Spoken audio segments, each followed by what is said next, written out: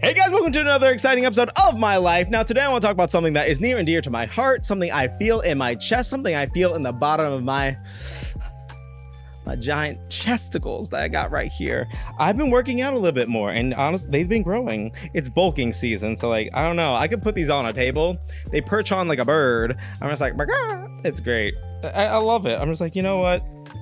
I'm gonna have back problems later, but for now, they look good. Oh, you can see a little bit. You can see a little bit. You can see, look. Very happy about that. But anyway, besides that, today's topic I want to talk about is the idea of actually being alone. Can a person actually be alone for long periods of time? And do you actually need somebody later on as a romantic partner, as somebody to be with, as, you know, a long-term companion throughout life? And if you do, and if that's true, in what way? So I really want to talk about this thing because that's something that I've been kind of like thinking for a while, talking about for a while, discussing with different groups, the different kind of stuff. Is that can a person be alone? And I actually want to take it to like a philosophical standpoint as well too. So I read some things. I don't need to brag, but I read. I'm a brainy bitch. I have a degree in literary science. Do I use it? No. I use it for a podcast. It's for filmmaking, because I specialize in making screenplays and writing, which is ironic because all my sketches I've done have been improv. I never write anything down. I haven't wrote a damn thing. Anything I ever made is improvised. I don't like to write like scripts or anything because I get distracted. I'm just like, and I have ADHD, so I'm just gonna do it. I'm just gonna go off the fly. And then I do like to write on my own time when I actually have time, but it's been rare. I've been writing on this. I'm not gonna tell anything, but I've been writing on this little short story about this. All right, before I get into this, I'm gonna talk about like my little thing. So I've been writing this short story about these two guys, both from different backgrounds and everything, and they end up like working at the same place. And they end up just like getting to know each other. They end up falling in love, but there's a twist, there's a fire, there's disaster, arranged marriage, drama, death. A lot goes on. It's like I wrote down all the pinpoints. I have to actually just like write it, you know. But I like it. It's really cute. You know, I'll put on Wattpad when it's done, just for people to read. But that's besides the point. Like, I'm a big romantic. I love love. I do. I love a love story. I love seeing people together. I love I have certain couples where just like I love them together. I'm just like, I'm their biggest fan. I'm their number one. I will follow them anywhere. I'm just like, you guys are beautiful. You guys are lovely. Do you need anything? Do you need cake, sweets, condoms? I got you. I'll be there for you. I just want to be there. I'm gonna hold their hand even while they're doing it. I'm just like, yeah, I'm here with you guys. It's like we're all together. But the thing with longevity of a relationship is that my philosophy has always been that you don't necessarily need to be with a romantic partner. And that's one thing I came to terms with even before my last relationship. If you don't know, listen to earlier versions of my podcast. I talk a lot about that relationship as well too.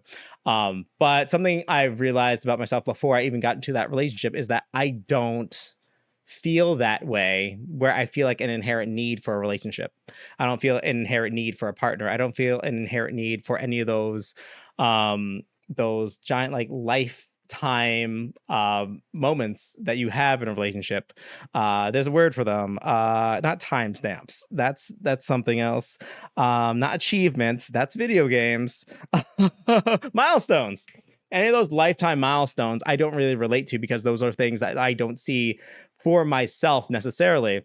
But those do change if I meet specific people who I do want a relationship with, or specific people who like I do see a long-term coming with that person.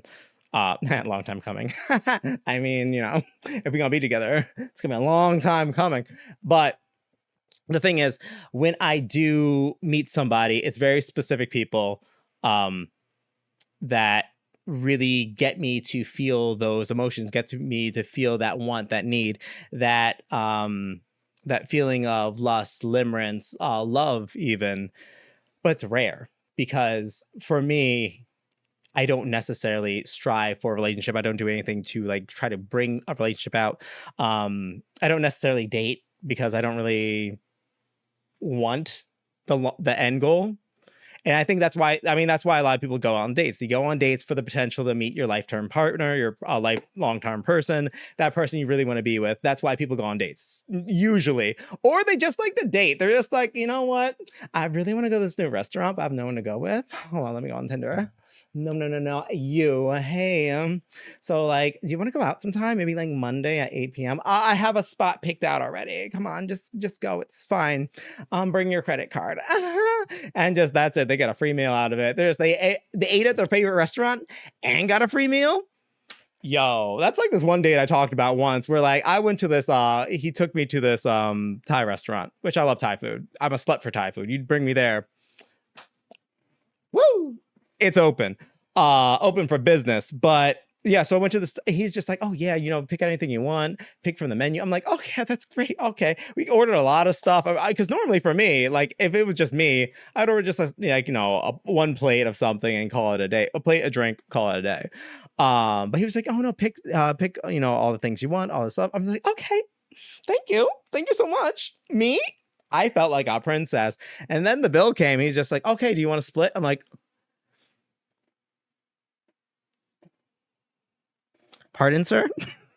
you asked me out to go to this place, told me to pick things, and then you want me to split. I'm like, why didn't what we didn't discuss this. I was baffled. I was bamboozled. I was bequeathed. And that date really already wasn't going good. So I'm like, oh no. Like those cool points were out the window. They're gone. No second date. But you know, a lot of people do date for very specific reasons or very specific outcomes. I don't necessarily, I'm not that active dating because like that's just something I don't necessarily feel that I want or feel that need for. When I've been in relationships in the past or when I've met people in the past, it's because of just specific characteristics of that person that make me strive to be with them or actually have that desire to be with them and allow me to actually start seeing myself with another person. Like my last relationship, if you remember from any of my podcast episodes where I'm just like, I might never love again. He was the love of my life. And honestly, I just don't see myself being with anyone else. Like that whole spiel, that whole thing. The thing is just like when it came to him, that person, it's just like when he entered into my life, again, I was not looking for a relationship. I was not looking for a person to be with. I was not looking for any of those things. Then we connected, we got to know each other, and then we ended up falling in love. And from that came that desire. And I like to list this as like two things. I may have mentioned this in an earlier podcast episode. But a person splits into kind of two sets of people.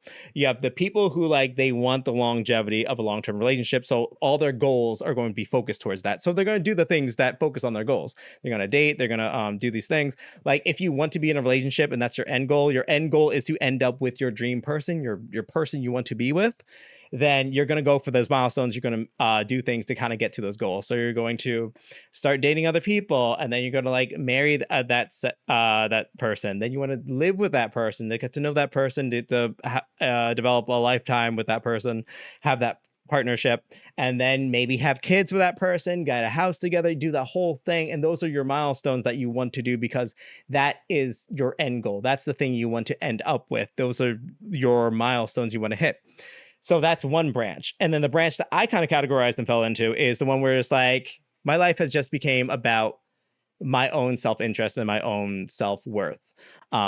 Just because I've had a habit in the past or just like have had a lifestyle. And I talked about my upbringing before where I inherently focus too much on this, like the goals, the wants of other people. Like, I want to make other people happy. I want to focus on other people, but I don't really focus that much on myself. And I take too much for myself in order to give to other people. Those are things I had issues with in the past. I've made peace with, I've been able to work on. And it led me to a life where I'm just like very happy with self-fulfillment. So I'm just like happy with myself. I'm happy with my life now. I'm happy with the things that I've accomplished. I'm happy with just like, the goals that I've personally set for myself. They don't necessarily involve a specific person. And that's the thing. My foreseeable future doesn't involve a specific person or just like a need for a person. So I don't do the things that like would lead to those milestones. I don't really date because I don't really see that. I don't really hook up because I don't like hooking up. To be honest, I really don't. So I don't do that.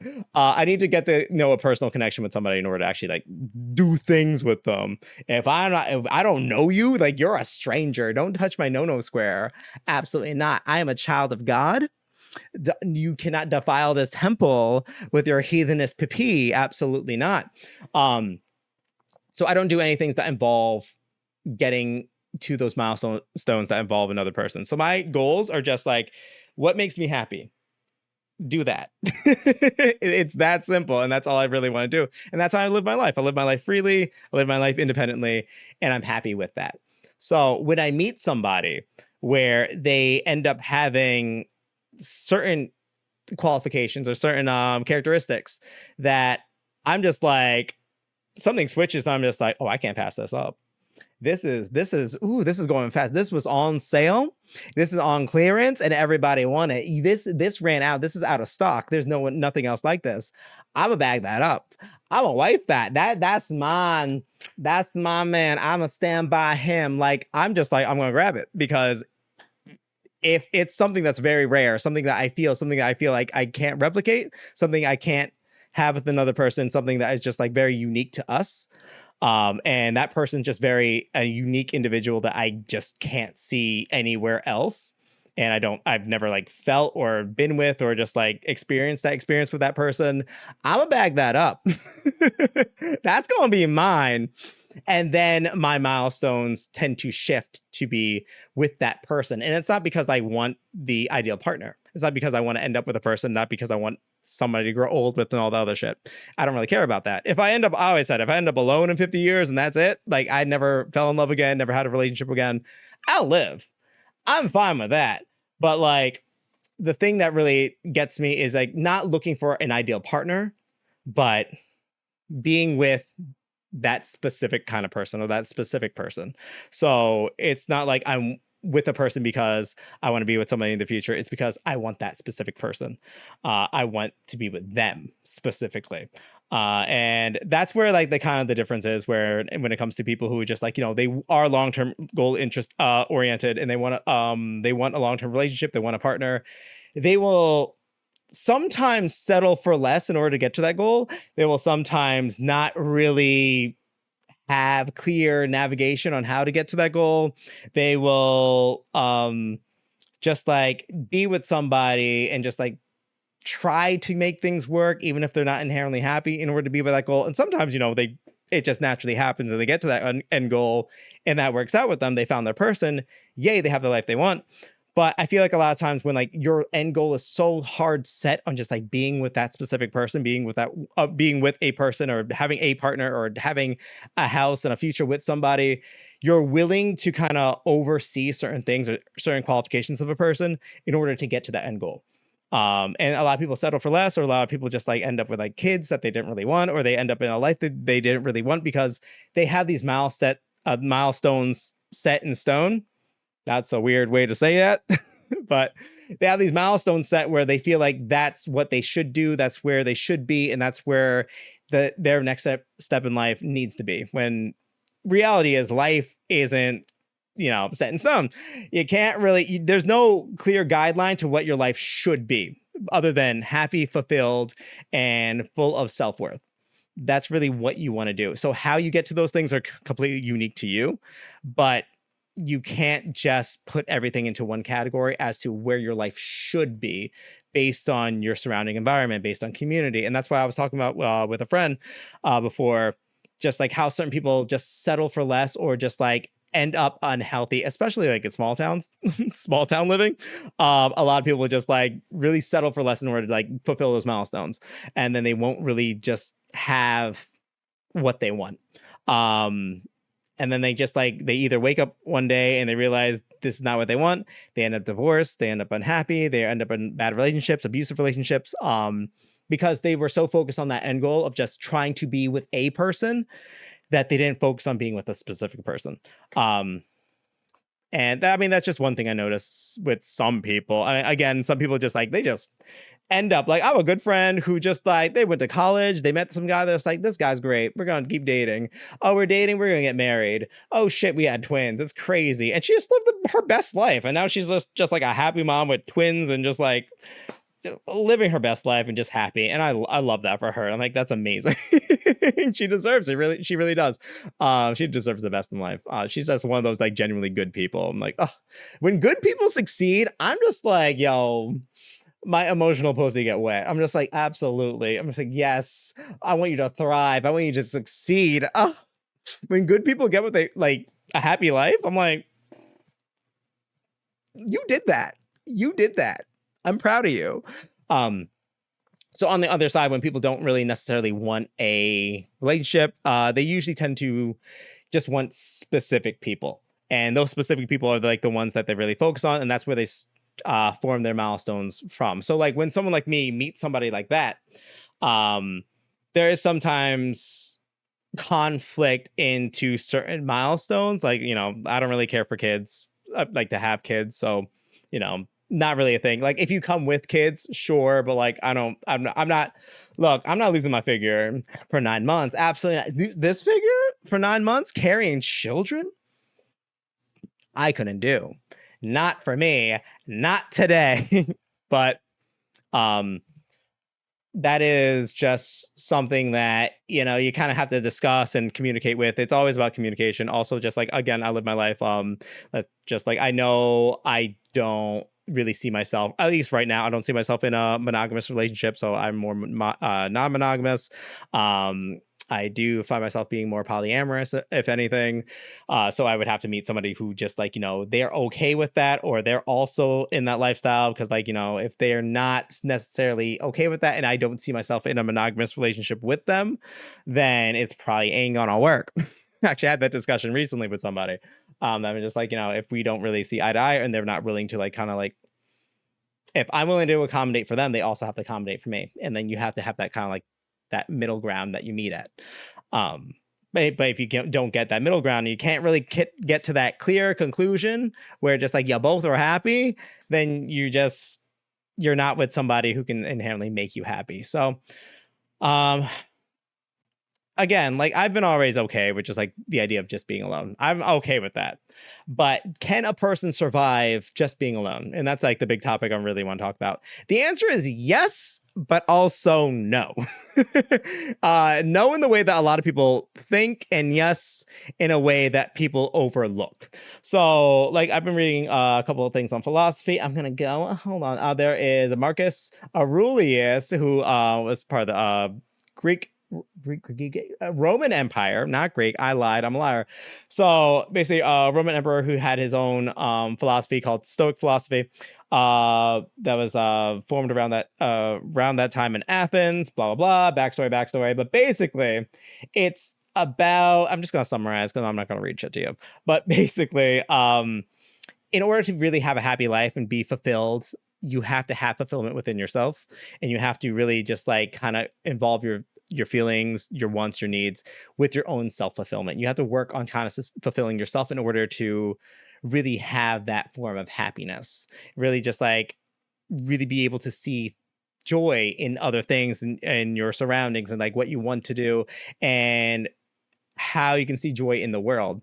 Because if you don't teach yourself to be a happy person and to see like joy into things, you're always going to be negative. There's always going to be something about you that you're just going to not like. And when you start liking more things about yourself and you start liking more things of fulfilling your own needs without the need for another person, you realize that you don't necessarily need a person for that form of validation. You're able to kind of like have your own sense of worth, your sense of fulfillment, and just be able to just accommodate for yourself. Like the things I've worked on the last recent years, and I've said this before, is just that I'm very sorry, I read a comment and I was like, I'll get to the comments in a bit, but what was I saying? So I got so distracted halfway through. Shit. No, but Yeah, I really like navigated that throughout the last couple of years, especially the last like 2 years, because again, like I was in a relationship where that wasn't really great, and it kind of broke me down, so I had to rebuild myself. And the person I built myself into is somebody who is fulfilled with themselves, who is fulfilled with, not really seeking that sense of validation in another person. Like if I do things, it's because I want to. It's because I am happy to do it. It makes me happy. It brings me joy. That's therefore I want to do it, whether I have a person or not. Like I love going to movies by myself. I used to take myself on dates when I had time. I took myself on dates and just would do a thing. I would just constantly just like be able to just like go to the movies, go to restaurants, go if I see a thing that there's out, I'll do. I went to concerts by myself. I do that still. Like if there's a concert I want to go to, I'm going. I don't need nobody. The fuck? Because they're things that bring me joy. And another quote from Mark S was that you to accept the things to which fate binds you and love the people with whom fate brings you together, but do so with all your heart. So that just is kind of explaining the fact that you can embrace acceptance and embrace like fully living in the present moment, emphasizing love and connection. Which brings me to my next topic is that yes, you can go with being alone. And again, like I used to suffer from depression, and a big trigger for that is loneliness. Cause like, you know, if you're alone a lot, you're gonna feel like a lonely bitch. And I've done that a lot. Hello, Marina. So nice to see you. I'm gonna get to the comments in a second. But so I've a big trigger for me was always loneliness. So, you know, a lot of people will probably like think just like, okay, this bitch get lonely. This bitch get depressed when she lonely. But why is it that he's able to like be alone and doesn't see himself being with another person? This is why. Because that love that I feel, that fulfillment I feel does not come in the form of a romantic person anymore. That person that I depend on, that person I look for support, that person that I want to really make happy and that I know will be there for me is me. I've become that person. And that's why I always tell people, like this was asked to me the other day, just like, okay, what's your type of person? Who's your type? And honestly, and I feel like everyone should feel this way, my type is myself. My type is me. I formed myself into being the person that I want to be with. Because I personally feel that just like I'm the main package, just like I'm the main game, and then the person that I bring on is the DLC. That's the person that you like bring in. That's the person who is supposed to inherit your life and make it better, but not necessarily take away from yourself. And I feel like a lot of people lose that sometimes when they're like looking for a romantic partner or looking for someone to be with or looking for somebody to soothe their loneliness, is that they're trying to just like get somebody to fulfill something that they don't feel like they can fulfill themselves, or feel like they're missing something or missing a part of themselves. But a part of yourself doesn't exist in another person. That person's not your other half. That person's not your just like your need to fill a void. That person isn't just like a part of you necessarily in that way where just like they're going to make you feel complete. A person should feel complete when they come in with another person. When they bring another person in, they should already feel complete. That person is just an addition. That person is an extension. That person is just like more of you, but not necessarily just part of you. Not necessarily something that's there that was missing in your life. Yeah, they can make it better. Your life will change because of that person. Yeah, there could be a person that you see that you can't see in anyone else, and you never saw a life without that person. You can't see a life without that person. Sure, but you have to remember that you are you without that person. You know, you're still you. You've always been you. You will always remain you. You have to remain whole. That person isn't trying to that introduction of a person in your life shouldn't take away from that. So when it comes to forms of love, there's a lot of different forms of love, and not necessarily just in romantic love. So like I know, and I don't really have that feeling of like loneliness anymore. I haven't really had that like that trigger for depression of loneliness in a while. It's because I have fulfillment in not only myself but also my community, my friends. Because as much as a person can be alone, humans are communal creatures. Like, we love community. We do. We seek it. We love it. We love being around people who are like ourselves, who think like us, who are around us. I mean, look at the people in New York City. I always talk about it, but it's like New York City gays, they get sometimes cliquey, sometimes catty, sometimes they don't even know how to spell New Jersey, let alone try to get there. They're just like, oh my God, where you're from? Upstate New York? That's crazy. Upstate New York. I grew up on that Jersey border on the New York side. They think that's upstate. I'm just like, bitch, I went to school in Canada. There's a lot more state. There's a lot more state up there. Trust me. But yeah, like I said, a lot of those people who like implant from different places into the city, they're there to form a community. They're there to be with people who are like themselves. They're there to be with people who think the way they do or act the way they do or like to have the same interest in you, which is fine because that's how communities form. I mean, just look at different marginalized groups. A lot of marginalized groups come together or like form a community or live together or just like live close or in proximity with each other or can relate to each other because there is a relationship there that people outside that marginalized community might not be able to understand necessarily. So you're going to be more drawn to people who are like yourself. So that makes sense why these communities form. And that could be also seen as like a form of love. You know, with these people that you see, these people that you're with, these people that you interact with, that is different forms of love. And you can, instead of focusing so much on having a romantic partner, it goes towards that community. It goes towards friendships. It goes towards family. And right now, my life is just like, it's filled with a lot of friends and family to the point where I'm tired of you guys. I'm tired of them bitches. Sometimes I need a nap. Sometimes I need a break. Sometimes I can't do it. I'm just like, I can't fit. Guys, we have to schedule months in advance. I can't fit them all in my schedule. My October is already almost full. I'm like, guys, no. There's so much of you. I'm so loved, but I'm so tired. Leave me alone.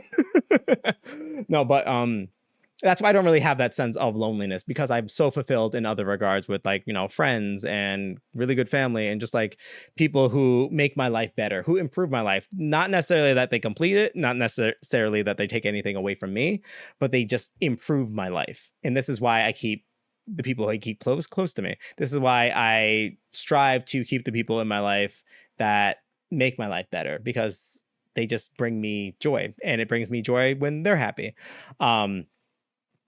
So I had another quote or some shit. Oh yeah, so when we come to like teaching the Plato, you know, Plato and his platonic relationships, and a lot of times I've realized doing this study and everything and reading is that a lot of philosophers die alone. They just end up with nobody there because they're fulfilled in other regards. And a lot of times just like, which I've noticed too, is that sometimes when you know too much and like, because I'm someone who's very self-aware. I like to read into things. I like to learn new things. I like to learn why things they are the way they are. I like to kind of like think and research and just like look into different situations where just like you end up knowing a lot. And because I'm able to be very self-fulfilled and just kind of self-actualize a lot of things about me and navigate through certain situations, when you get to a certain point, it's just like, damn, I don't relate to people anymore. I've noticed that, which is kind of sad when you do, but I haven't did an internet sketch in a while because I've been busy and everything, but also because I ran out of ideas sometimes. I'm like, I don't know how to relate to people anymore. Things don't bother me anymore. I'm just like, oh, well, that sucks, but you know, it'll get better. Like, oh, okay, well, this person rejected me, you know, that's fine. I'll carry on. Or just like, fucking my job's ass. I hate it. And it just goes to the things I can't change, like the American corporation system and just like the higher powers that I can't control. You have a problem with them, but everything else in life, I'm just like, it's no problem. It's cool. In fact, one of my problems in my last relationship was that my feedback is like, Andrew, you're just not dramatic enough. Just like, you know, I love drama, Andrew. Where is the drama? I'm just like, boy. I'm very chill. I'm very laid back. And that's kind of how I realize like things about myself where I'm just like, you know, I mean, it's like, I'm okay with like, that's how I kind of led me being more polyamorous. Cause like, I am okay if my partner just like wants to explore and just, I have different experiences with another person. I understand that everyone is a unique experience. If they want to have that with somebody, cool. I get it. You know, we talk about it. We'll communicate. That's cool. I'm fine with. But like other people, not okay with. I'm just like, I understand. Jealousy, I get as well too. Um, there's just certain things that I kind of like don't relate to anymore, and which kind of sucks when you're trying to make comedy because the biggest thing about comedy is trying to relate to your audience, form a joke that kind of like resonates with the people that you're talking to, and then when you don't relate, it's just like how am I gonna do this? What am I gonna talk about? Hi guys, I gotta go on this podcast. I'm just like, no, there's some people who like will watch it and be like, I don't know what the fuck this man's saying. He crazy. Then other people who are just like, okay, I get it. That's cool. And we can like, bicker back and forth, talk, discuss, kiss on the mouth, and I'll love that. I'll be very sensual with it. I'll use tongue, I swear. And then, that's about it. Yeah, but it's not a commonality that people have the same thinking that I think, and I understand that. But also, I also want to make this a note because I was thinking this on my drive to work. I'm just like, there's so many people who think that they're different than people, and then they make it their entire personality that they're different. And I'm just like, oh my god, no, I'm just like not like most girls. I'm different. I'm just like a bit unique. And then they actually will try to relate that and try and like date or just be with somebody because let's say this is what's called a pick me. And I'm going to explain the difference between a pick me and someone who's just inherently different. So a pick me is somebody who is just like will force themselves out of a marginalized community or a minority community in order to kind of fit in with the popular community. But also use as a defense, just like I always get it from both sides. I'm always so different. I'm always so hated. But like this is just how I feel. Yeah, women should be in the kitchen while men provide. Yeah, we need a strong masculine men to protect us women. We can't do it ourselves. Yeah, like I just like reproductive rights. Why can't men decide? They're also partners in this. And I'm just like, y'all crazy. I've seen so many pick me girls who just like, oh, pick me. Also, just like, side note, the whole conservative party full of pick me's. They're just like people who are just like, I was like fucking, who's that bitch?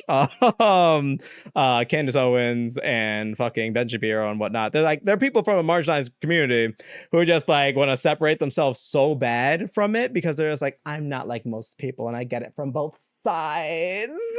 Meanwhile, I'm just like, you just want to feel special. The thing about pick me people is that they want to feel special. They want to feel unique. They want to feel like they're an individual, and they'll make that in their entire personality because it forms an idealistic view of superiority to those people. They're just like they feel superior than, they feel better than, they feel like they're in their own caliber of person in order to get external validation. They get validation from this. They want to be better than everybody else. They feel like they're better than everybody else because they're not like most people. They're not like most girls. Therefore, they just feel like they're at like a completely different level than everybody else. Whereas when a person's just inherently different, they don't really care. They just like to do the things they like to do. They like to be the thing they like to be, but they don't feel a sense of superiority. They just exist. That's basically the main difference, is that when a person's just inherently different, they just don't like things that maybe a majority of people like. They might like things that are like, a niche amount of things that people like, but they just kind of form their own personality and community because it's just involved around them and no one else. Like, it doesn't involve it. They don't care about just like who else likes them or if they're better than anybody or not. They just kind of exist and they live. That's it. The people who are like different and weird and have to make it their whole personality that they're different and weird and not like most girls, those are inherently usually pick-me's from what I've found, which is like wild. I'm like, look, everyone can like what they like, but in all, we're all the same. We're all the same. We're all the same caliber of person. It's fine. We're all just trying to survive. We're all using 4 squares of toilet paper at a time to wipe our booty holes. That's all. That's all we do. That's all we do. That's how we survive. But going back to Plato, who probably wiped his booty hole. I'm pretty sure he would be someone who did that. But he described loneliness as more than just the feeling of being alone, and wishing you had somebody there. It is an experience of being alien and unable to understand others. For many, the solution to loneliness is the soulmate, someone whom they can relate perfectly with, and vice versa. So everything exists in one person. And this is a problem that I used to have, is that I used to strive my whole sense of validation into one specific person. So making that person happy made me happy, that's normal in a relationship, of course. But when that becomes like so overwhelming, that becomes your only source of validation, you can't get external validation from yourself. I mean, internal validation from yourself, and you only seek external validation from that one person by making them happy, fulfilling their needs, fulfilling their wants and everything. You lose a sense of identity, you lose a sense of yourself. And if you're not able to like have that form of just like validation within yourself, you become so dependent on that person and so dependent on their wants, their needs, and you don't really have a life for yourself. And your whole life, your whole milestones, everything forms around that one person. And that's a very the toxic codependent way of living and for thinking. And I used to have that, you know, I used to focus so much on making everyone else happy, or like my significant others more happy than I even cared about myself. You know, and that's a life I cannot go back to, even if I tried. Like, it's like something I just cannot do, because now I have so much self-fulfillment, I have so much self-worth. And like I've said before, I feel like everyone should be with a partner who is like themselves, because like, if you can answer honestly that you wouldn't date yourself, then I think there's a problem. Because why wouldn't you want to date yourself? Why wouldn't you want to be with somebody who's like you? Why wouldn't you want to be with somebody who just like is inherently just like your ideas, your just like way of thinking? And I'm not saying I need a clone. I'm not saying I need somebody who's just like me and just like, oh, I want to look in the mirror, I'm just like, oh my God, yes, that's my man. That's the person right there. No, but what I'm saying with that is just that a person should form into the type of person they want to be. The person should kind of work on the things that just like they want their partner to help them fulfill. That way they can make themselves whole, and they'll be okay with the idea of being alone, but also being okay with bringing another person in, and being an extension of their happiness, not their whole source of validation or their whole source of who they are. And I think that's sometimes a thing that people are missing when they go into dating or they go into relationships or anything, is that people will focus so much on just like, again, the end goal of being with a person, that they ignore their own sense of self-worth, just to fulfill that goal. Before I go any further in ranting, I'm gonna read these comments. All right, so Raw Gasmus says, just sent the dude I'm crushing on a poem. I feel you. Oh yes, honestly, shit like that, I get that melts. I love a poem. I love a good poem. Yo, this was so embarrassing. I used to actually send the girls I liked in high school like love notes, and not like love notes. They were like, I'm very like, I word very well. Surprisingly, when I write, I word very well. When I speak, I sound, oof. I'm just like, you can tell I have a learning disability. Like, nope. It's like, I need that. I need that extra time on them tests, you know. So like, but something, hold on. I used to send so many love notes and like things and stuff, because like, I am such a classic romantic when it comes to that shit. So like things like that, small gestures like that, I do the things that I would like done to me in return, or just like I would find romantic if someone did to me, which usually is how somebody like, you know, shows affection. But yo, the way I did it, Joe Goldberg, like I was the blueprint for Joe Goldberg. I'd be like standing outside your locker, be like, hello, you. I see you getting your philosophy book again. Ah, yes, I enjoy Plato as well. Oh, Socrates. I didn't know you were a Socrates person. Wow, that really intrigues me. I want to see that. Oh, the way you flip your hair and, you know, just around your left ear. Oh, you do it for right, just for the symmetry of it all. Is that possibly OCD? Or maybe you just know how inherently beautiful you are and want to show your face. Maybe it's narcissism, but maybe it's just, you know, your whole sense of self-worth. I can't help but look at you, and I can't help but wanting to get to know you a little bit more. So maybe this note will make you feel better. Like, it was wild. I don't know what I wrote in those notes, but they were wild. I'm like, oh, I remember the first time I wrote a love note. It was like in 4th grade. Oh, it was a simple poem too. It was a handmade Valentine, and it was, roses are red, violets are blue. I don't care if you don't, but I love you. See, for me, I'm like, that's so sweet. I'm just letting you know that even if you don't love me, I still love you. And that's sweet. But for someone who you doesn't know you, reading that shit, they're like, help? Get me out of here. I need an adult. Like, oh yeah, like looking back at it, I'm just like, oh yeah, I could see how that's a no-no. Okay, all right, that's fine. Like it's fun, but like I love like romantic gestures like that. I really do. So good luck for that. Don't be me. Please don't be me. Don't ever be me. That's why I make this podcast. I'm like, guys, don't be me. Please, I warn you. This Yonya is here for the poly representation. Thank you. Thank you. Yeah, it's something I just kind of got into, you know. I just kind of like said, oh my God, yeah, that's me. It actually leads me to another point where I'll talk about in a minute. But Marina, glad to see you. Ragasmo says, bring back the Enlightenment era. Oh, of queer muses. We need that shit. We need more queer philosophy. We really do. I miss it. Rargasmo says, I am trying to find somebody to paint a rendition of him as Venus in that famous painting. Yes, you am. He got me good. Oh my God, that's great. I want to see that painting. But yeah, so that leads me to like where I am now, and just like with being able to be self-fulfilled. Right now, I see myself in what is known as a solo poly kind of style of relationship, where you live a polyamorous lifestyle. You're able to form multiple romantic interest and partnerships, but you don't necessarily want the milestones attached to it. Like you don't really see yourself moving in with somebody or living with somebody, getting married, having kids. You don't see yourself combining finances. Like I said this before, and I think it was on my Kingdom Hearts playthrough. Yeah, like if you look through there, I think it's on my Rechain of Memories one. Well, I've said this before, like my sexuality right now is a 56-year-old divorced woman. It's just like, oh, I've done it before. I've been in love. I had the kids. I just want a companion. I just want somebody who just like comes over every now and then. We do something fun. We go out every now and then. We go to a movie. We might have some alone time.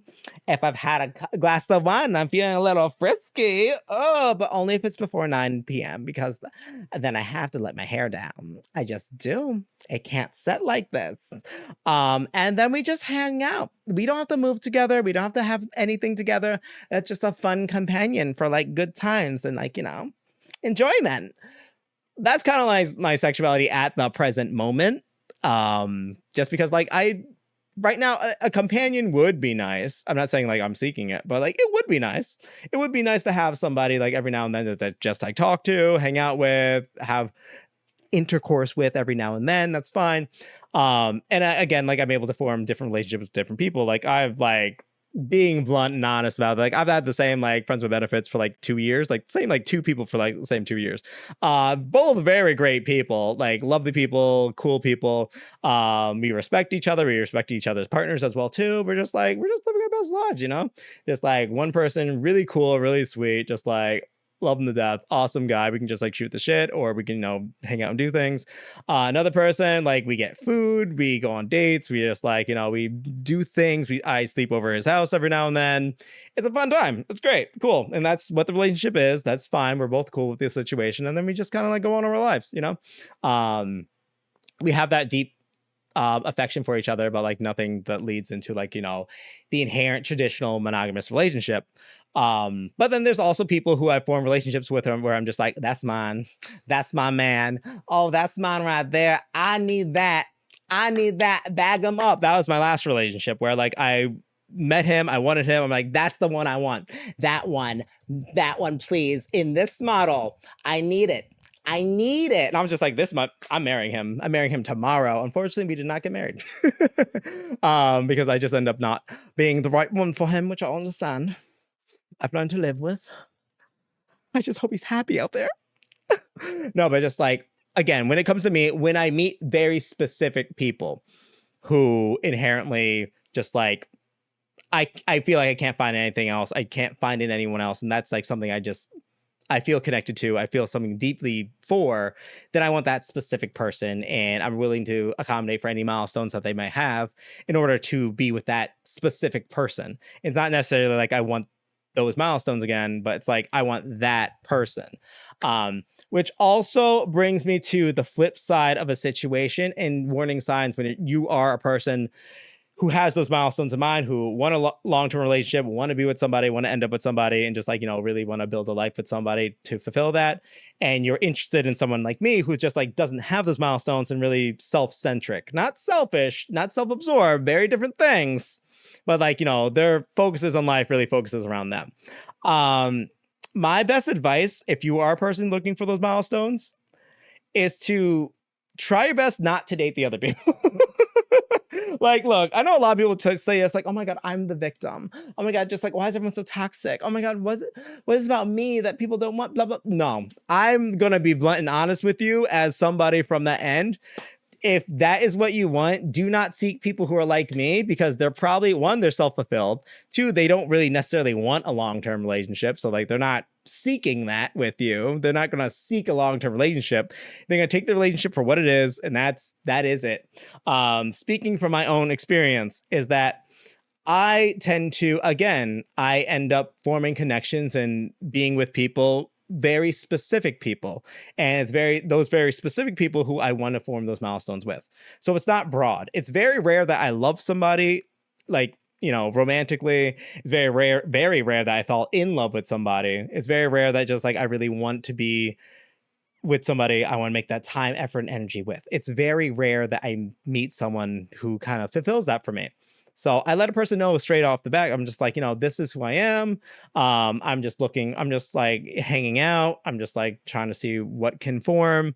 But like, if you're somebody who has those milestones in mind, or just like, ending up with somebody, dating somebody, loving somebody, getting married, all those other things, you have to understand that that person might not want those things. And if you don't see it going that way, get out. Just like, go save yourself. No, none of that. Maybe I can change him. Maybe I'm the one. I don't know. Just like, we've been hanging out and he kind of likes me, right? So if he didn't like me, we wouldn't be hanging out. No, he's probably hanging out with you because he just thinks you're cool and likes to hang out. Because some people date and because they think the person's cool and they like hanging out. I can tell you, because there are people who I've gone out with, who I've told, it's like, I just like to hang out. I think you're a cool person. And that's basically it. I don't plan on just like marrying you, having deep relationships with you outside of like what we are. And sometimes it's sexual, sometimes it's just platonic. It's just like, it's cool. Like, the thing with me is just like, if you have to question if I like you, if you're just like, maybe he likes me, maybe he doesn't, I don't really know. I'm not sure. Just like, maybe he likes me. I'm not interested in you. No. And same thing with people like me. They're probably not interested in you. If you have to question if they're interested in you, they're not. But if you think, yeah, I think he likes me. Yeah, I'm pretty sure he likes me. Yeah, he definitely likes me. I probably love you. Like, that is it. If you think I like you, I do. Because when I like somebody, I end up doing the most for them. One of my like friends who I've crushed on for like the longest time, and they know this. We like went on a couple of dates before, and they decided to just be friends, and without telling me. I talked about it before, but so we hung out and they left something in my car, and we don't live anywhere near each other. Like, oh yeah, I left something in my car. Do you want to go out to dinner or something? To like and then I'll get it back. I'm just like, I don't have time for dinner, but I will make time for you. I drove an hour and a half to that man's house, be like, here, I know you need it. Here you go. Oh, I also got you some water. Oh, and also I got you this. Also, I did your laundry. Like, I do the most for the people that I like or I love or care about. I do the most for them. My last ex, he lived in a third world country. He was just like, even that recently, just like, he was like looking for additional work, and I'm just like, I got you. I have additional work for you. I can put it through my LLC. I will hire you as a contractor. Here you go. Here's money. Thank you for doing this favor for me. And he's just like, oh, okay.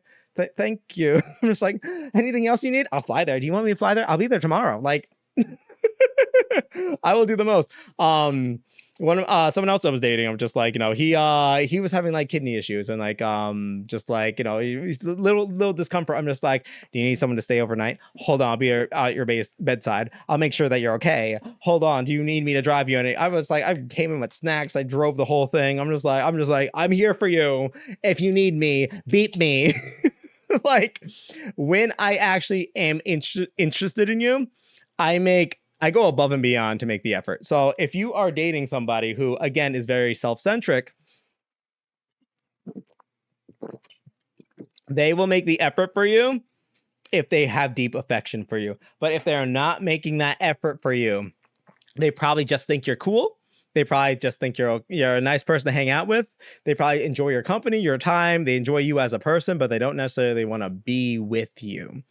And I know that rejection kind of sucks. That kind of sucks to hear sometimes. And, you know, it is hard to deal with rejection, but you have to know that, like, you deserve to fulfill your time with somebody who wants to give you the things you want to do. You know, you want to, if you have those long-term lifestyle milestones in mind, try to find somebody who also has those milestones in mind. Because like a lot of the time I always see people complaining just like, oh, nobody wants to date anymore. No one wants to be with anybody. Like, oh, so many people just like they want to remain single. And that's fine. Some people are okay with being with themselves. Some people are okay with being single. Some people, which a person shouldn't do use people for sex and just like validation, all that other shit. Those people, pieces of shit, avoid them. But like some people are just naturally and like happy with being single and they're okay with being with themselves. And if that's not you and you know you want long-term goals, yes, be happy with yourself, learn to be happy with yourself, but also seek people who also want the same things as you. Like, don't waste your time. Just don't. Like, if you're dating somebody for a while or talking to somebody for a while and you don't see it progressing the way you want, just be able to just let yourself leave. Be like, all right, well, I'm not getting what I want. This isn't going anywhere. Have that conversation with them and just like, hey, do you want the thing? And if they're like, no, we're just hanging out, be like, okay, well, bye. Like, it's not hard to do. Don't try to change that person. Don't try to be that person. Because yes, as I said before, there are some times when a person who is very self-centric, focusing on their own needs, meets somebody and they're just like, I want to be with this person. I'm going to make it work with this person. I'm going to put the effort for this person. Yeah, sometimes that does happen, you know? But don't always assume that it's you, you know? Because a person will let you know if it's you. You won't have to question if it's you. But if it's not you, you don't feel like it's you, then find somebody who will put in that effort, make it that time, and just like be there for you. You know, just don't bother wasting your time. just don't bother. Because I've seen that a lot too. I'm just like, discuss what you want. And that's the biggest thing. And I've said this in every fucking episode of this podcast. Communication. Learn how to talk to your partner. Learn how to talk to yourself. I remember I was dating this guy. We went on like one date. Well, like we were talking for a bit and then we went on one date. Really good time. Really cool guy. But he had very specific expectations in mind. Just like, you know, just like if he was going to be with a long-term partner, and he does want to be with a long-term partner. He wants to get married, have a partnership, have kids, have a legacy, have something to leave behind in this cold, cruel world, which I'm just like, I can't put anyone through this again. Nah, the legacy ends with me. Nope. My mental illnesses, and I was like, we're doing the world a favor. We're not doing this. You probably think, oh yeah, another Andrew would be cute. No, devastation. Societies will collapse. It's not pretty. I was like, no kids for me. I have a niece who is basically like a mini Andrew, and we're all like, we're good. two is enough. We're done. But like, he wanted those things, and I was just like, well, you know, I don't really want those things. But he was, you know, still willing to go through with the relationship and stuff. Which no, do not try to accommodate your major milestones just to be with somebody. Don't do it. Don't do it. No, even if it's me. No. So like we were hanging out and stuff and just like talking and stuff, but he had very specific, like, you know, expectations that he wanted. Like he's a night person, so he wants his partner to be able to stay up with him and like talk with him in the night and be with him. And he wants to be able to like communicate more. And just like he's very much a person who just like he has to be with it. He wants to be with his partner like a lot, you know, just like he understands if they have their own life, but he wants to be with his partner like a lot. And I knew, I'm just like, this is not me, because I am not that way whatsoever. So I had to like, you know, to tell him just like, look, man, you're a cool person. I really enjoy you. I really think you're cool, but I'm not going to give you what you want. So you should find somebody who wants to give you that. And of course, he didn't take it that well at first. Eventually, like we became friends later on, like maybe like a year after. And he's a very cool guy, but like, you know, I didn't want him to waste his time. And sometimes you have to have that hard conversation, just be able and willing to hurt that person's feelings because you're not the person for them. And sometimes that person isn't the person for you, because if that person was for you, they would be making the effort. They would be making the time. They would be wanting to be with you. A person would want to prioritize you. Yes, we all get busy, especially in your 30s. If you're expecting someone to be around you, answering every text message, you're looking at your phone just like, why is this person not texting back? I texted them back like a whole hour ago, and this person couldn't get back to me. And I keep seeing this meme just like, hey, sorry, I'm really busy. I will get back to you when I can. Was that so hard? Sometimes, yes, it is. Actually, sometimes it is hard because you're focused on so many different things that remembering to text the person that you're busy is the least bottom of your priorities. Even if you like that person, look, I know some people are like, oh, is that so hard? The answer is yes, sometimes. It's just fucking yes, okay? Because again, I can't date anyone with an anxious attachment style. I can't. Because like I have a very, apparently, surprising to me, secure attachment style. So like if a person doesn't get back to me, I'm just like, okay, they're busy. That's fine. They'll get back to me when they do. And it could be hours. It could be like a day. I'm like, all right, whatever. And if I want to text them, I'll just, text them and be like, hey, what's up? What's going on? Just want to check in. Whatever. I'm cool about it. And if that person doesn't like, to text me or like communicate with me, then I'm like, all right, well, they're probably not interested in me. I move on. That's it. Like, it's like, okay, well, that sucks. Welp. Like, to me, it's not hard. But for an anxious attachments person, they're just like, this person didn't text me back. Do they not like me? Why are they always playing games? Why isn't no one ever just straightforward? Why can't they just tell me they're busy? If they're busy so much, why can't they tell me they're busy? If they're busy so much, why can't they tell me they're busy? Because they're busy. Leave them alone. Like, I can't. Like, I have a friend with a anxious attachment style, and they're always just like, oh my God, I don't know why this guy just can't do this. And it's like, oh, why is it so hard just like to make plans with somebody? If I'm putting information out there that I want to do this and this, why can't they just like pick up the clues and set a plan? How about if you want to go out with the person, instead of setting clues, tell the person, hey, let's hang out at this time, at this date, at this place. Are you available? Is that hard? Like, why are you? It's just because I want that person to show interest. I don't know if maybe that person's busy. Show interest. You show interest, and then they'll show interest. I don't know. I can't fathom. I can't do it. Like, anxious attachment person was like, that will give me too much anxiety, and I don't really get anxiety like that. So I'm like, if you disturb my peace, it's not gonna not working out. Not working out. Can't do it. I can't do it. I can't do it. I can't do it. So I don't bother. No, not for me. Oh, sorry. I had like PTSD. It just bothers me so much. It really does. I was like, guys, you're like, yes, communicate, but no, you don't need a person to talk to all the time. Because like, again, I am somebody who I don't need nor necessarily want my partner to be around me all the time. I feel like everyone should live by a yours, mine, ours policy. You have a life for yourself.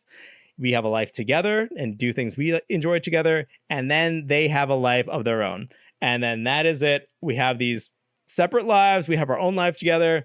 We're okay with that. And of course, like the percentage changes. Like a normal like couple, I think I said this on a podcast episode before. Normal couple will be like mostly time together, and then like, when they can, time apart and just like do their own life together.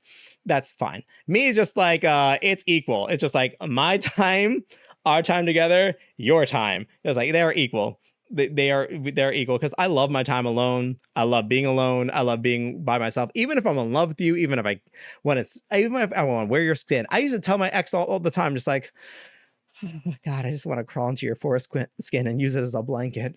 Oh, I'm warm in here. I feel safe. I feel secure.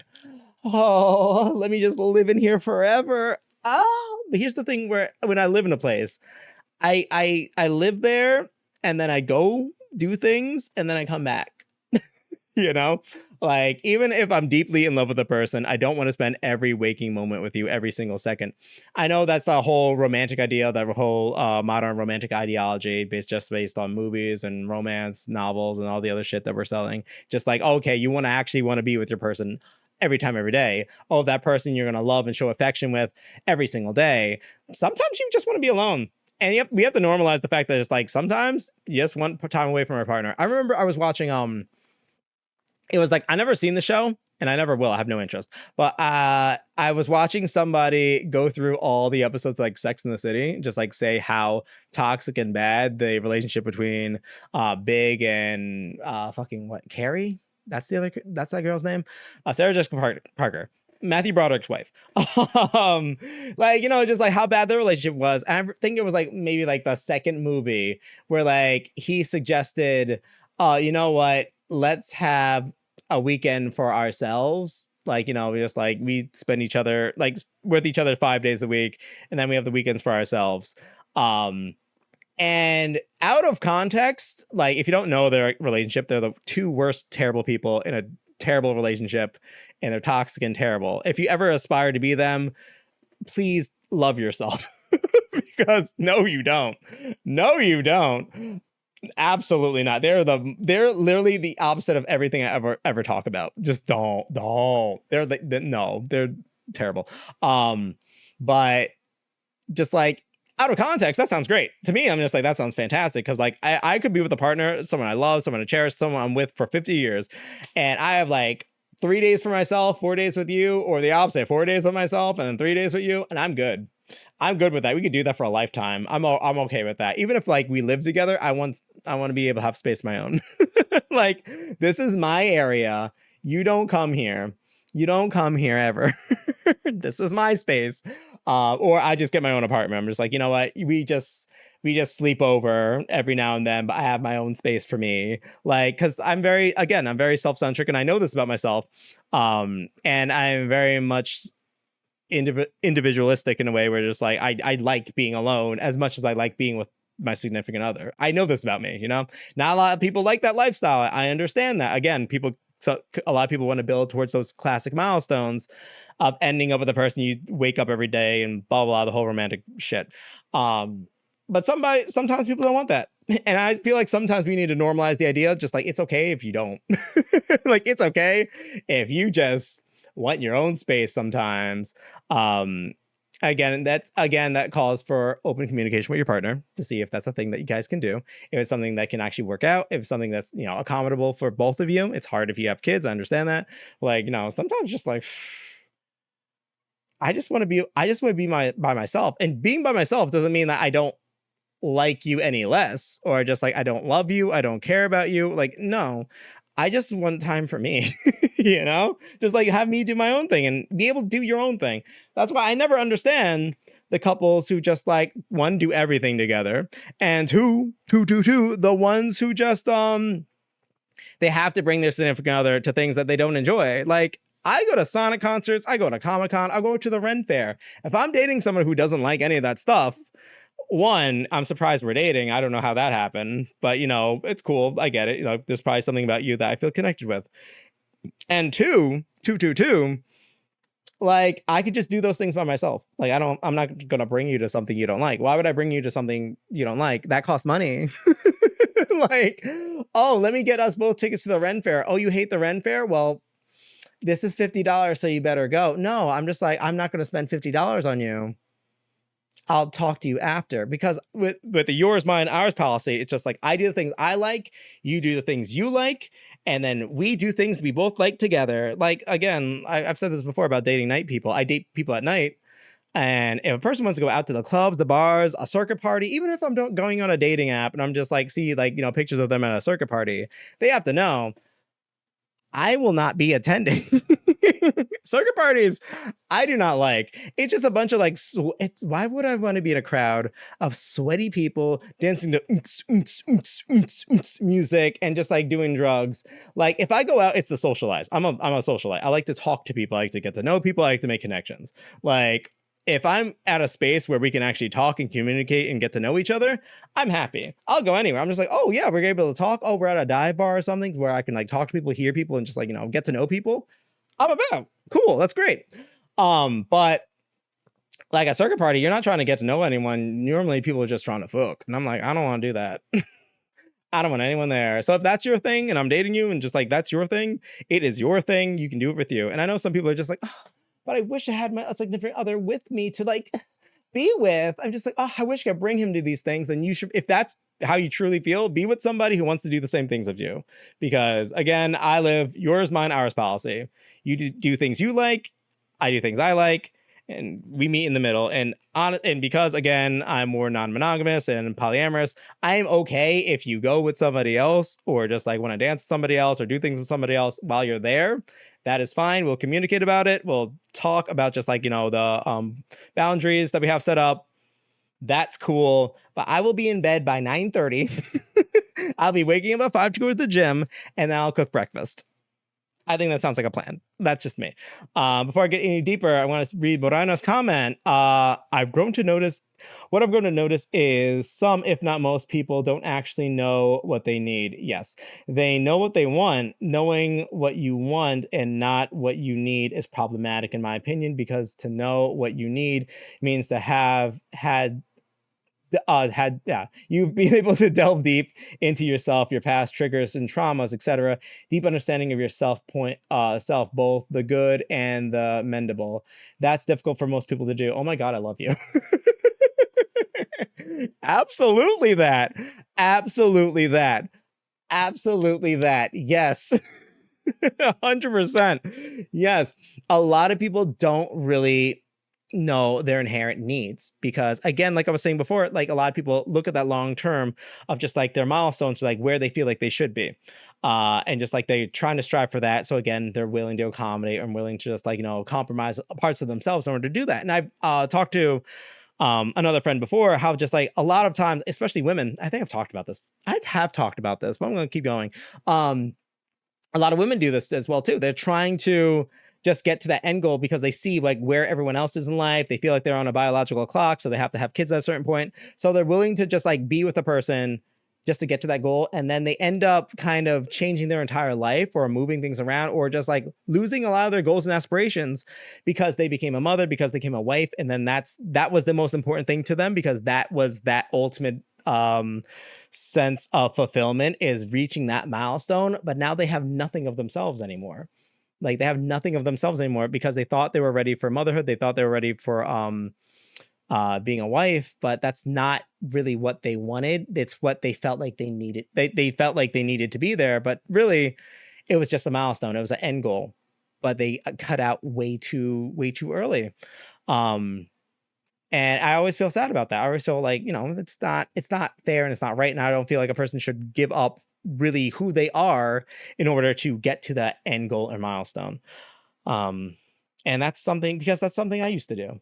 And I see a part of myself when I even say that. Like it's something I did used to do, and it was a serious problem. Like I said in one of my podcast episodes when I talked about how that led to like an affair, or just like at the very end of a relationship, is that I was with somebody who just broke me down so much and just like made me feel terrible about myself because like they just kept turning everything about me or everything that I liked or everything I was interested in into such a negative,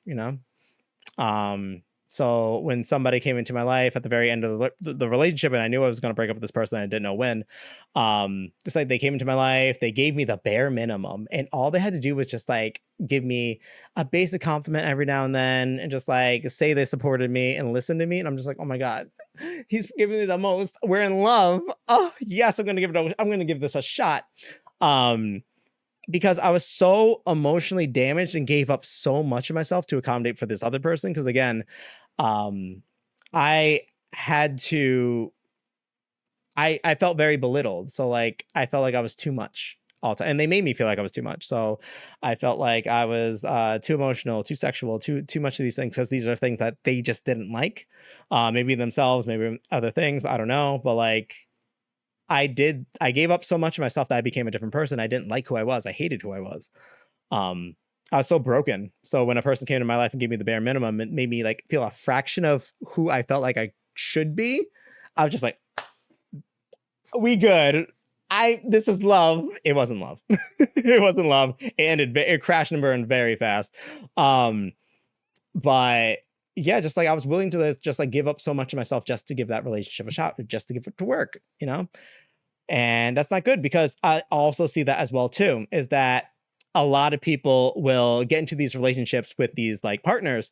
Um, it will start off great and then they start seeing the flaws and they stick with that person because they see the good in them or see that they can change or think they can change or think that they can help them. They're just like, maybe I can fix them. Maybe I can change them. Maybe I'm the one to make them feel special, make them feel like they've never felt before. Because that gives them a sense of validation. They do that. They try to change these people to validate themselves. But these people show you who they are. You know who they are. They're not going to change. I'm sorry. Like, they're not going to change for you. It's not going to happen. So when they don't, and you've given up so much of yourself to be with that person, make it work for that person, and just like you don't even know who you are anymore because your whole life and your whole sense of self has become like in revolved around, I forgot the word, revolved around trying to help that person or fix that person. When somebody else comes in and gives you the bare minimum, or that relationship ends and you meet somebody who gives you like basically nothing, like a small step above what you already had, you're going to be like, oh my God, this is great.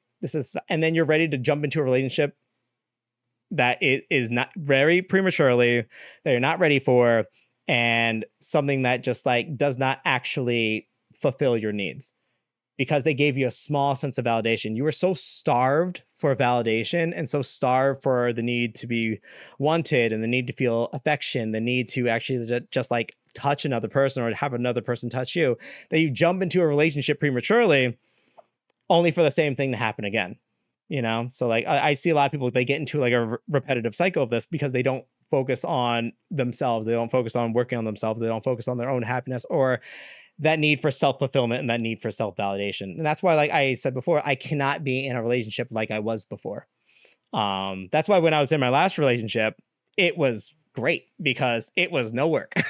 It wasn't like that person was, again, just like on paper, perfect. Like they had qualities that I didn't even know existed in a person that I wanted. I'm like, I can't complain. This is everything I want. I was so happy. Like, this is everything I wanted and more. Like, this is perfect. This is the perfect relationship. This is the perfect person for me. It was great. It ended because, like, again, because I was happy with that person doesn't mean the other person was happy with the situation or me. So they wanted to find something different. But for me, I'm just like, this was a great relationship that I accidentally went into. I wasn't looking for a relationship at the time. I wasn't looking for love. I wasn't looking for someone. I wasn't looking for validation. I just met somebody. I fell in love with them. We were connecting because we both cosplayed. And then, they were a very attractive person. So we were talking back and forth. I didn't have any expectations and then fell in love with him. And then he fell in love with me. It was great. It was great.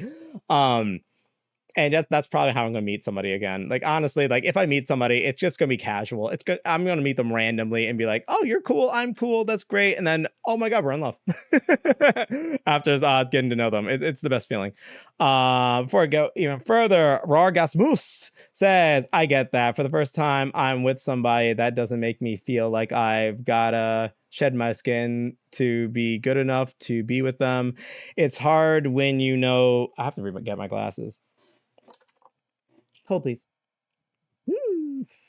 It's hard when you're able to commit to something entirely, but the other party simply doesn't want to keep meeting you halfway through. Yeah, that is very hard.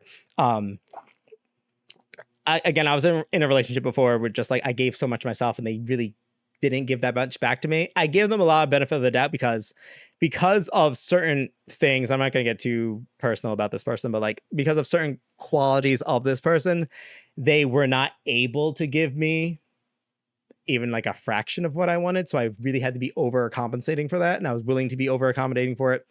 But the problem is I still lost a lot of myself. And just because this person had certain disabilities to not be able to give me like full fulfillment and like the things I wanted, they were also very negative towards the situation and negated so much about the things I enjoyed or qualities about myself. So they inherently still made me like feel bad about liking the things I liked, doing the things I did. And that was really what really tied it in, because eventually that did like, it shattered like my self-esteem. There's like my self-worth. Like I didn't like being around this person because they were just mean to me, So I always tied it to like their like certain disabilities, but like sometimes it's just them, and you just have to accept that. Raw Moose says, I've always been told I'm too much, but I'm already repressing so much weird. Being with a person who doesn't make me feel bad for figuring out this weird life, trying to find my joy in it is wild. And that's the thing too. Like I feel the same way actually, because like again, like I've noticed a lot of things about myself. A lot of things are very new. Like me being non-monogamous, I've noticed that since my relationship, before my last relationship. I'm just like, okay, I don't see myself being in a traditional relationship. Then I realized I'm non-monogamous. Then I realized I'm able to like form different relationships with other people. So I realized I'm polyamorous. And I'm still navigating that, but like, it's nice because I feel like I really just answered a lot of questions about myself when discovering that. I'm just like, okay, this makes sense. This makes sense for me, and I'm actually happy. I like this. And also, I don't want to be with anybody who just doesn't accept me for me. Like, I obviously, if there's negative qualities about myself, I'm going to work on it. I'm not going to say, oh my, I'm perfect and everyone should just see me for me. Why does everyone judge me so much? And why can't anyone just like have any like just see me for the beautiful person I am? Like, no, I don't play the victim. That's not me. Everybody needs to work on themselves. Everybody has something in some regard that they have to work on or strive for. No one is really the clear victim in a situation unless the other person is very being abrasive, just battering, or just like very just like belittling of the other person. But like, I'm not a victim in any circumstance. And I know this about myself. So like there's things I have to like, I think I have to work on or just like change. And that's the thing with like people, is that you're constantly working, you're constantly growing. You're constantly working on everything about yourself. Even when you're healed, you're still working on yourself. Like I'm in the place right now where I'm just like, I'm so healed and everyone's boring. Like if you're in a place where feel like you're healed and you're avoiding certain relationships that you previously thought were toxic, and you're just like have a sense of self-fulfillment, you shouldn't turn that into a negative. That's great. Like, congratulations, you're able to like, work on yourself and you did the work. You're good. Like, oh, but I'm bored now. Why are you bored? Like, you won. Just like continue working on yourself. Like you're not the journey doesn't stop after you're healed. You still have to work on other qualities about yourself. You never stop working. That's just life, because things change, you change, life changes. Also seriously want to be your friend. Thank you. Marina says, assessing early childhood bonds with our primary caregiver is important. Inconsistencies and unbalanced emotional modeling while we develop our emotional faculties can lead to issues of intimacy with ourselves and others. Yes, avoidant anxious attachment styles are born during our childhoods. Absolutely. Oh my God, we're friends now. That's 100% true.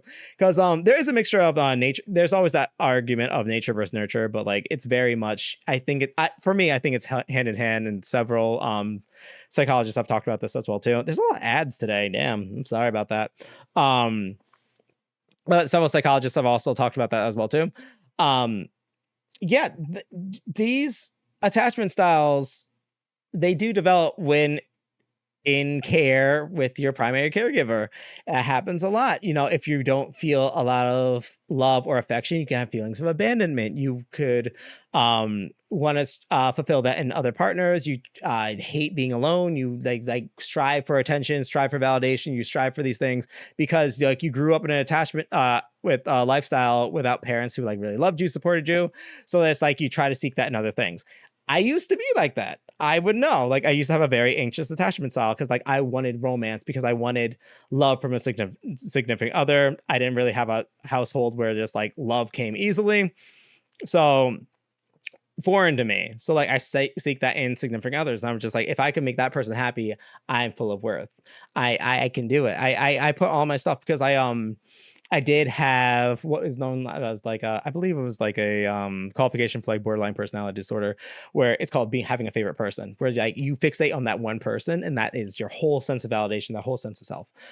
There's a couple of relationships I can relate to where I'm just like, okay, this is a favorite person, whether they were a friendship, romantic interest. I'm just like, this was a favorite person and not necessarily me being actually actually just a natural normal relationship or natural love for that person. It was more like an obsession with their worth in order to fulfill myself, and that's a problem. Avoidant as well too, people sometimes just like have households where, maybe they had false sense of self and false sense of like security. So and then when they grow up, they try to like find things, or they end relationships before the relationship can end, or before that person breaks up with them, or that person rejects them, because they are again dealing with either feelings of abandonment, issues with self-worth, trying to replicate certain things that they saw in their parents' relationships.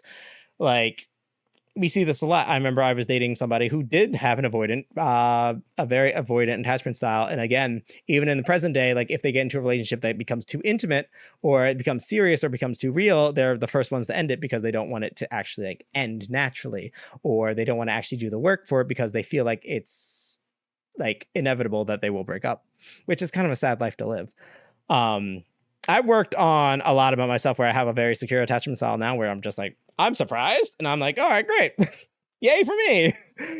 So like, I feel like a lot of these attachment styles, some people rely too heavily. And that's one of the downsides of like psych speak, is that a lot of people normalize things where just like, oh, I have this, so this means this, or I have this, so I can't do this.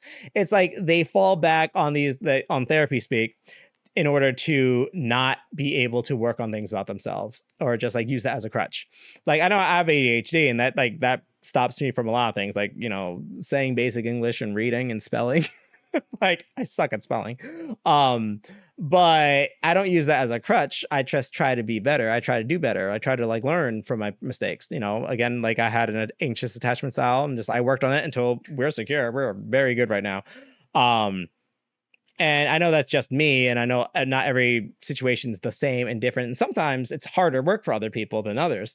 But, I feel like there is a level where people can work on certain qualities about themselves without having to rely so heavily on therapy speak, or just like certain disorders, or certain evaluations that they've received from themselves. Like, there's to an extent, you're able to work on certain qualities about yourself. Rargas Moose says, Lord, not childhood attachment styles. That's not going to come out till a book hit the shelves. I'm working. Oh my God, you're actually working on one. Oh my God. What's funny? I was working on just like a series of not anecdotes. What that word is again? Anecdotes. So yes, like a collection of anecdotes, just like from childhood. I was like making it into like a thing, compiling it into like chapters. And I'm just like, damn. Like, when you think back on it, it's just like sometimes like, oh, it's not that bad. But then you write it back and read it, I'm just like, damn, that shit wild. That's crazy. Damn. I have to change names so I don't get sued. And I also says, I do though think Esther Perel describes it as those who seek freedom avoidant, and those who seek intimate anxious, based on a lack of abundance of one of the above. It puts more positive perspective on the terms of anxious and avoidant. I do see that as well too. I remember seeing that. Because that there is truth to that as well too. Because there are certain people who have an avoidant attachment style who just like want more freedom, and just like want to be able to explore themselves. They don't want to be attached because they want to be able to just like see what else is out there, see other things, and they don't really want just like that need. But there's also, again, the people who like are avoidant because like they feel they just want to like quickly abandon things before anything abandons them. And it's just like usually just like used as a defense mechanism. It's kind of a hit or miss sometimes. I mean, I'm someone who like, I love my freedom. But I know I'm willing to compromise for the right person, and in certain regards, I can't just give up all myself again. I can't do it. I can't do it in me. I can't. And just like, there is certain people, because like my last partner actually did have an anxious attachment style, and we were able to work because they were willing to accommodate for certain things. We were able to accommodate for certain parts of our relationship. And they were willing to kind of like work because like, not that they didn't want to lose me, but they thought that I was somebody who just like, worthy enough of their time and place, and they just like felt that I was also worthy. Um, and again, at certain points, the anxious attachment style did get in the way because they, at certain points, felt like they weren't worthy of me or my time or energy, or they weren't giving enough or doing enough for me. When I always assured them that they were, and they were perfect, they were great, but they sometimes felt like they just weren't giving me enough. And I'm like, you're fine. Trust me, you're good. Rorgas Moose says, I actually hate how casual therapy speak has become, especially in regards to mental health. Yes, same. I think a lot of people, a lot of people who just like know like certain things, I'm just like, yeah, we hate it. Especially in regards to mental health and how we treat it. It's become this hot button cute thing to say like, oh my God, I have social anxiety. But it's like, nah, you don't, you just have bad socialization. Yes. The delusion of the intent of words makes it harder for people who genuinely neurodivergent to express and communicate the differences going on with intellectual processes. 100% yes, because I hate how normalized we made every qualification that could make someone autistic. I really do, because like autism is a serious issue. Autism is something that like people really do suffer with. People can't avoid. People just like have certain disabilities and can't, live in the same regards as other people who are neurotypical, because it is a handicap for them. Like some people have it better than others, of course, but some people have it where just like they can't really properly function in certain regards. Like I know somebody who just like they are the autistic spectrum. They are the spectrum. If you look up the definition, the dictionary, it is them, and they know this about themselves. But like they also have a problem with feeling, empathizing, human emotion, keeping stable relationships, forming new relationships. They don't understand certain things about themselves. They don't understand about certain things about other people. They don't understand that sometimes they hurt people when they don't try to hurt people. They don't understand a lot of things because they just don't have it in them. They just don't have that ability. So just like they need someone with patience. They need someone to take their time. They need someone to actually get to know them. And it's a struggle because just like they are really trying to live a life where they don't end up alone or by themselves or like out of a sense of community, because it's something that they're dealing with. And there's other people who are just like, have autism and like strip full on autism and they can't live fully functioning lives. But we made it where just like certain qualifications are cute. And it's like, oh my God, yeah, I'm sorry, I have autism right now. Just like, oh my God, I can't. Like we've normalized it where it's become a parody. And we used to do this all the time with, and this is not new because I remember in like 2012, I'm old, Tumblr days, we did the same thing with depression. Like we tried to like, oh my God, no, I have depression. Oh my God, I'm so sad. Like it was just cute to have depression. It was cute to have these qualities are just like, oh, just like I'm feeling so sad today. Oh, just like I wish someone could support me. Reblog. I'm just like, they do it for clout. They do it for validation. And I hated that shit because I was suffering from depression. There are days where I didn't want to wake up. There are days where I thought about, there's days where I just like, I couldn't get out of bed. I was struggling. I wanted to cry for hours for no reason whatsoever. I was just triggered by the smallest thing. It was hard. It's a struggle. And people just made it into a fucking cute little trend because, oh yeah, if you're depressed and other people are depressed, oh my God, I'm different. You're different. Like it's the pick me mentality that I was talking about before.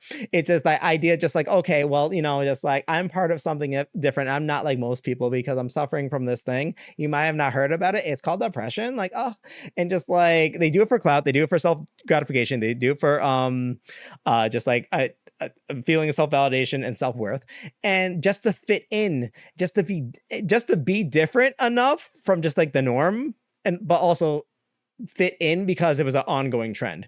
And it's so dumb when people are actually dealing with these issues. I hate it. And now we're seeing it again with autism until the next mental illness pops up, and just like that becomes a hot button issue. And then it's like, oh, everybody has that now. There are people who actually have these issues. If you think you have these issues, go to a licensed professional to get tested. Go to them, get tested, do the proper work to treat it, and learn the actual coping mechanisms like everyone else has in order to try to fit into society, because it is hard for people who are neurodivergent to try to fit into the society when we're just trying to survive and everyone's just trying to make it cute. Stop it. I'm getting mad. Sorry. Oh Jesus. Sorry. I wouldn't. I got too close to home. I didn't notice as much when I was younger, but older, I get more and more struggle with my own checks and balances, watching people just grift off actual struggle, and I'm going through it, making it twisted. Never play in my. Yes. Yes. I hate it. I hate it. Stop. Like there are things I didn't know about myself until I actually just like, did the work and went to therapy and just like actually like communicated my issues and stuff and learned how to accommodate for them. Like that's good. I'm like high functioning and everything now. Because like it's crazy. Like there's points where like I remember this one time where I had an actual, and this was like my first ever. It was like it was after one of my breakups. Not the last one, but 2 years before, during the end of my last relationship and the end of like that situation with that person I had after that relationship. Like I had a whole psychiatric breakdown, and that was not fun. I literally, like, for a hot minute lost some sanity. Like it was not cute. I went through every emotion. I was laughing hysterically and then crying immediately, like in the span of like 5 seconds. Like I was angry and yelling, and then I started crying and then got happy again. It was insane. Like I went through every fucking spectrum of emotion within, like, it was insane. So the fact that people are just like, oh, just like, I don't mean to brag, but it's like, I'm a little bit neurodivergent. Like, not something to brag about, not something that you like. It's not like you can have pride and just like take a sense of your identity. Sure, of course. Yeah. But like, don't make it like a trend, or don't try to get into the bandwagon where you want the neurodivergency in order to fit in. Like, no, neurodivergent people are just trying to live a normal life. That's what we're trying to do. Jesus. But it bothers me. But Anyway, guys, this topic has went way, way, way off topic, but this is a good communication, good discussion. I would love to keep having this discussion. However, I'm supposed to end this podcast with around like an hour. It's an hour and a half. So anyway, guys, thank you so much for being here. Thank you guys so much. I'm going to end the podcast. I might stay on stream though, just hang out. But if you like this episode, it will be on YouTube ad free because I don't get monetized for any of this shit. So feel free. Just come on, say hey. Until next time, guys, I'll see you guys later. Stay awesome and bye.